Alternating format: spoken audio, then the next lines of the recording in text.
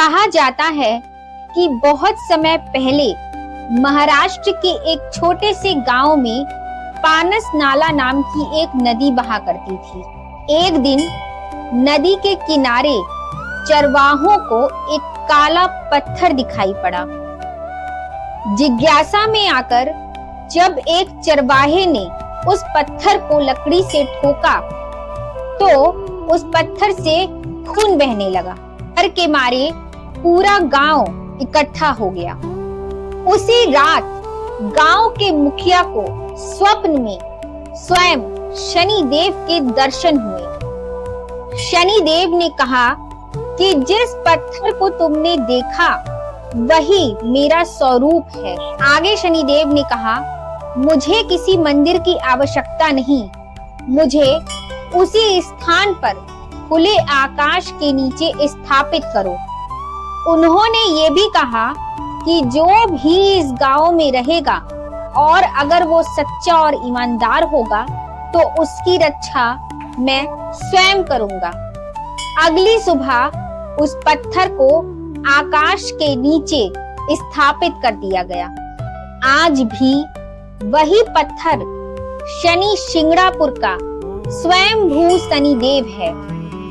ना मूर्ति गढ़ी गई, ना कोई गर्भगृह बनाया गया और तभी से गांव में एक नियम चल पड़ा कि यहाँ कोई ताला नहीं लगाएगा। शनि शिंगणापुर गांव में घरों में ना दरवाजे हैं और ना ही ताले लगाए जाते हैं, क्योंकि लोगों का विश्वास है कि शनिदेव स्वयं रक्षक बनकर यहाँ पहरा देते हैं।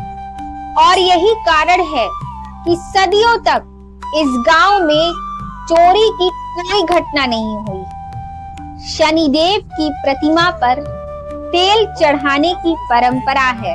जाता है कि यहाँ सच्चे मन से की गई प्रार्थना कर्मों का फल तुरंत देती है। पहले महिलाओं को शनिदेव के समक्ष जाने की अनुमति नहीं थी, लेकिन समय बदला, नए कानून आए और 2016 से और इतिहास बना।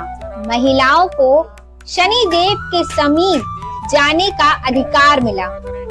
आज शनि शिंगणापुर में लाखों लोग आते हैं, कोई डर लेकर तो कोई प्रायश्चित लेकर, क्योंकि यह मंदिर मनौती का नहीं, कर्म का स्थान है।